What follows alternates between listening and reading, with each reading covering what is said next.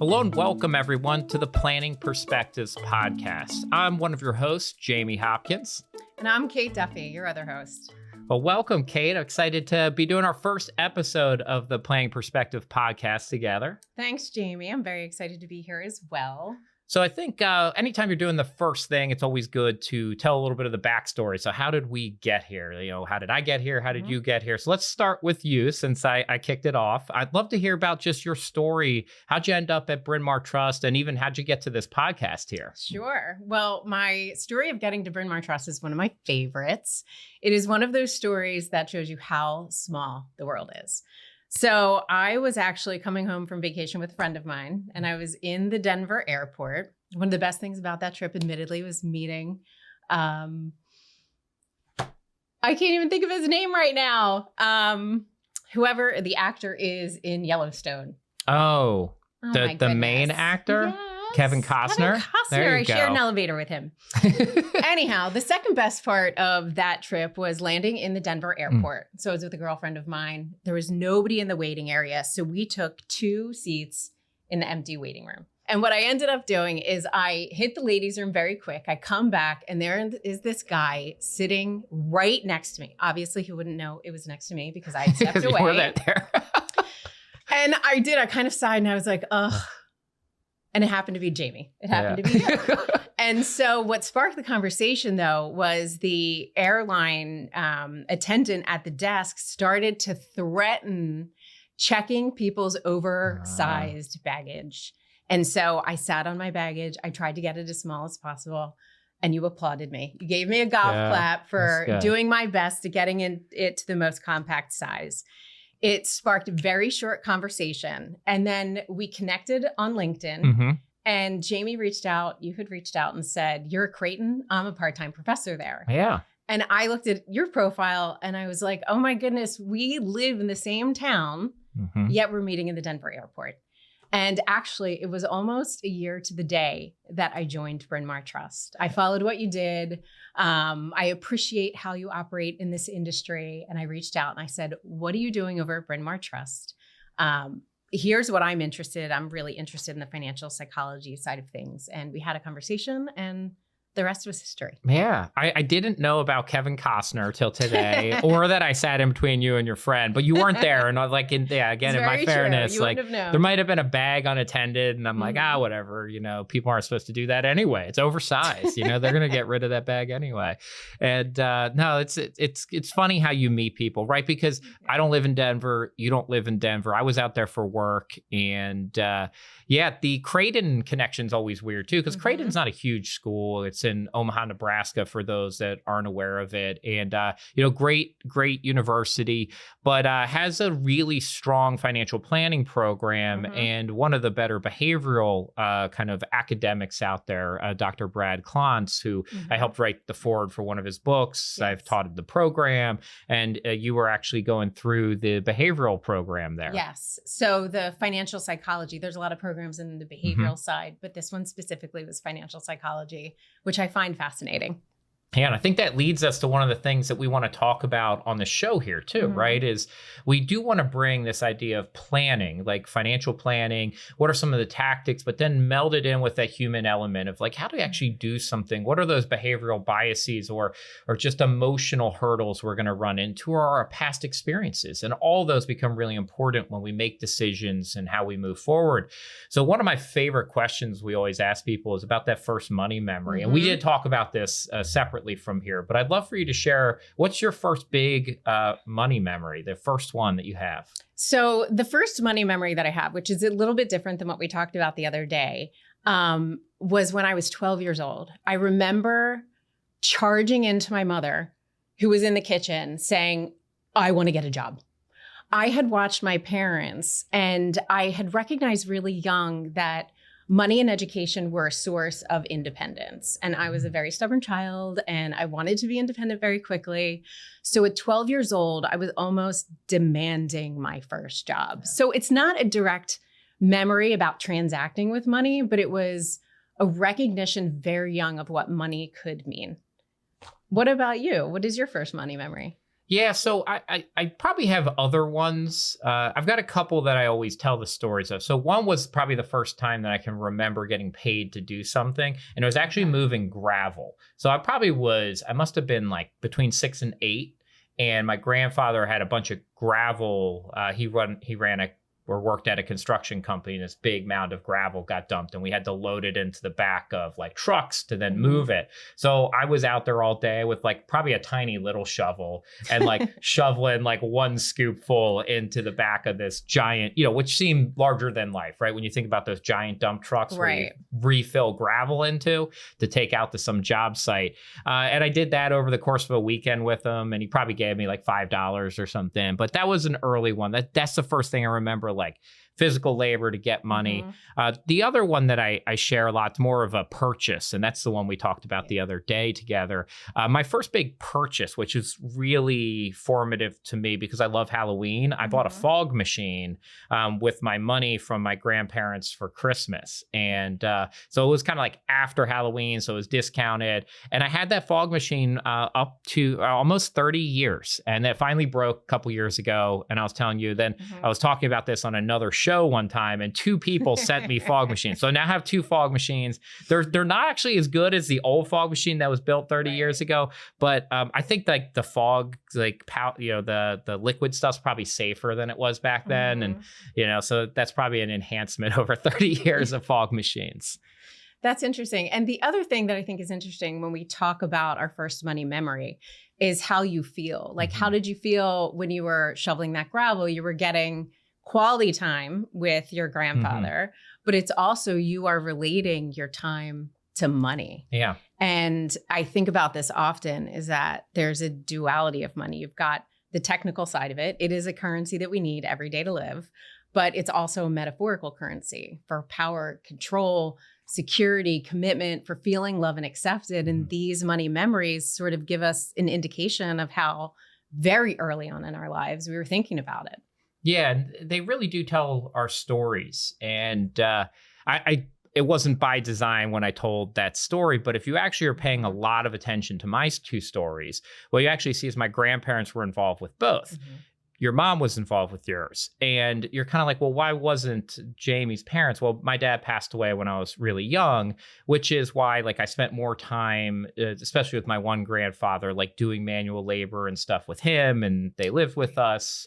And so like that's, if you actually dove into that, you'd start to uncover like, well, why is it his grandfather in these stories that's tied to it? And so, yeah, it does start to unravel your whole early kind of development and your origin story. I love superheroes too. So as people go through this show, you're going to find out I talk about superheroes a lot, big Marvel and DC fan, and just did a video the other day talking about Crypto the dog. Cause you've got Crypto out there that's on everybody's mind. And Crypto finally made the big screen on the new Superman movie. Is that your new favorite Marvel hero? Crypto the dog. No, my kids really like Crypto the dog. So there were actually Super Pets was a animated one that was pretty popular a couple years ago, which was all focused on the superhero pets. And that's a pretty funny and good movie. So my kids are big fans of that one. Very good. So what do you think was your biggest aha moment around money? Yeah, so one of the biggest aha moments I had around money was actually I was in Vegas. And so I traveled a lot. I do a lot of speaking. I go out and meet with clients. And I was in Vegas for an event. And I was up talking to a bunch of financial advisors, actually. And I was talking about like putting good habits in around your money and automating things, right? Because it's this whole behavioral aspect. And what are the things we can do to get our emotions out of it? And a big part of it's automation. Can we automate good behavior, though? Because you can automate bad behavior too, which is a lot of the subscription stuff out there today. You're actually automating this spend for something you might not need. So those behavioral traits can actually be used for positives or negatives, but you can automate good behaviors, savings and things like that. So one of the things I did out there, I was like, but you actually often have to take some action to automate these things. And I remember talking about it, and I was watching people go gamble and drink and go out. And I actually went at that moment, and I set up the first 529. I didn't have all 3 kids yet, but I set up the first 529 after a talk in Vegas to a bunch of advisors about making good decisions and watching people go gamble and put money away for the very first time for my daughter. And that was kind of like this big moment for me, because it was really the first time that I was also saving for somebody else ever. Right. I'd only ever saved for myself or my wife and I, and bought a house, but I never put money away for somebody else. And that was like just a very big moment for me across the board, from talking about it to action to seeing the negative sides of it occurring at the same moment. And it just felt really powerful. It also seems like an interesting thing that like the time that you save for your kid's college education is when you're out in Vegas. Seems like so counterintuitive, but it was like and it sticks with me, right? Forever. Yeah. It's interesting because as advisors, we are always learning too. I mean, there's a wealth of knowledge out there, and we're trying things ourselves, and we're implementing good practices, we hope, so that we can model for our clients as well. So we know exactly what they're going through. My biggest aha moment was, I guess it was deep into my career, probably 10 years plus into my career, when I had recognized that the emotional side of money touches everybody. For a long time, I was dealing with a segment of entrepreneurs who had built and sold their businesses over decades. They sold it for tens to hundreds of millions of dollars and transitioned into retirement. And for people who think money solves everything, you recognize very quickly the emotional toll that money can take on an individual and how it impacts the family dynamic. And I remember thinking very specifically, we help people manage the money tool all the time, but how do we help them manage the emotions around it? Because it affects everybody on every walk of life. And that was really what drove me to the financial psychology, because it's a recognition that there's more that we could do here as trusted advisors for our clients. Yeah, and I didn't have that same feeling personally, but the story resonates a lot with me, because the founder of the last company that I was leading, he was worth probably $200 million and had already had an exit and still owned another company, and all these things. And one day he was like, look, like I still am like fearful that I'm going to wake up one day and be broke, because his parents had been farmers in the 80s, and that farming crisis and the high interest rates and high inflation. And actually his parents went bankrupt during that crisis. And that always stuck with him. And that fear around that, even though he became somebody who realistically at that point was never going to run out of money, right? Like it just wasn't going to happen. Like it'd be really hard to, but he still lived in that fear, and it took him, a 30 plus years to get over that fear. And he's there now, but he didn't even realize why he was reacting to money in all these situations like that. And then he had his own aha moment where he was like, I'm still fearful of like going broke, even though, right, he's, today he's a billionaire. Right. And he was like borderlining on that then, and still was acting in fear of running out of money. So one of the things I always tell clients about that one is like, I've never met anybody now, right, that doesn't worry about money, right? From billionaires down to people who are getting their very first job or in debt. Everybody worries about it because they have some relationship with it that is unresolved, right? And will probably always be unresolved because it's going to be forever evolving. So I'll kind of take a different spin on this one, and let's go to like a advice or a planning item. And what's the best piece of like planning advice or financial advice you've ever received personally? Well, I remember having a conversation with an estate planning attorney at some point in time, and I was helping my parents with their estate documents. And he said, you can plan in advance or you can plan in crisis.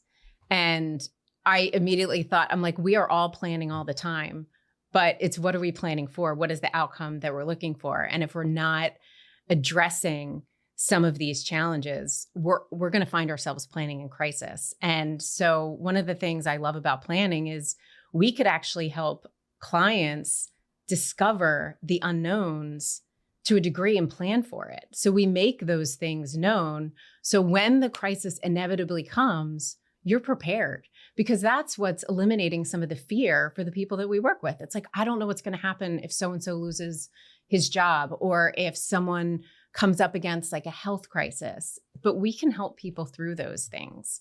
And so I think that was one of the best pieces of advice that I've gotten. And I repeat that consistently. It lands with people because they know that at some point in time, we'll all face a crisis. Yeah, that's a great one. And it's, it's true, right? You're not going to make it through life without facing any crisis. And you're probably going to have more than you expect to have, but you're going to overcome more than you expect to be able to overcome. I think that's always an amazing thing when you're in the middle of change or a crisis. It often can feel daunting to people where like, how am I ever going to get through this? And then you look back and often those also look like opportunities, right? Because you look back and wow, like I've learned something from it. There's a new pathway that I didn't have moving forward.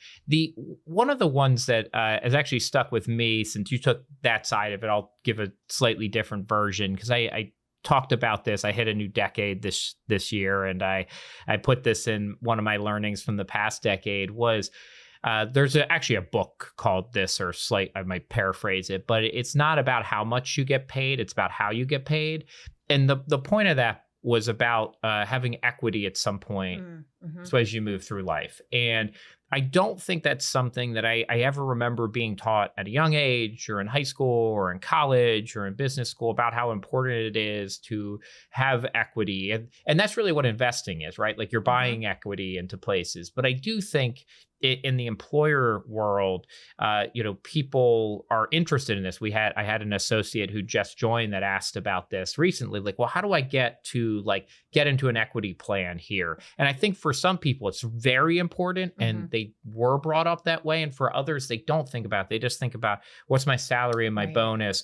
But the benefits of equity are really broad because you get this growth aspect and deferred taxes potentially, and you can get, it's kind of an ability in certain plans, like inside of 401ks, to actually get out of some of the taxes completely on it.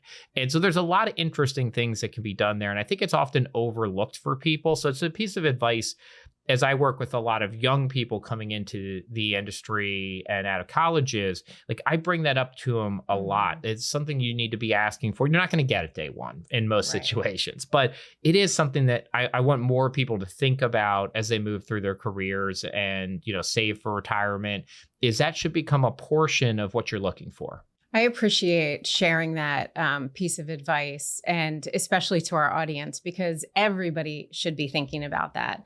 It's definitely important for people who are early career, but even mid-career, if you haven't thought about that, it's another opportunity to sort of use your voice and ask for something a little bit different than you've asked for. Yeah. We've been doing a lot on the planning stuff, a little bit about our backgrounds. I'd love to go over to this one too. And just that, since it's still our first episode here, what do you do to recharge and have fun? Your favorite food or favorite activities outside of Yellowstone and Kevin Costner, right? Like what else is it? Well, our job and our role with clients is very energetically and emotionally demanding. So admittedly, sometimes silence is how I recharge. I will go home some days and just stare at a wall for an hour, and then I feel like completely put back together. I love to actually be out in nature. So walks along the Radnor Trail are helpful. And my favorite is ballroom dancing because it shuts down one side of your brain and you can be a little bit creative and do something different. So that's a very good creative one. We'll have to talk. We're going to have to weave ballroom dancing more into this. I just recently, I guess it was Monday, I oddly enough had told that story. I don't think I've talked about ballroom dancing for 15 years. I really wanted to get into ballroom dancing when I was like 24. Okay. So it's been a while. Not going to get into it anymore. My body hurts. I don't want to do it. But back then I was like really interested in it. I saw people on TV somewhere doing it. And I had a friend here that was in school with me, and she actually did get into it. I did not, but I had talked to it. It just didn't work out. But then funny enough, I was at yoga on Monday and this guy brought it up that he just went to a dance class, and I was like, oh, I haven't thought about that since, like 20 years ago. But it's so much fun. Yeah. I don't know, maybe you and your wife could try it. I would encourage you. It's a lot of fun, and it is a very good brain break because you can't think of anything else other than what you're doing at the moment. Well, that's good. Yeah, I love food, so I like to cook. I like to try new recipes.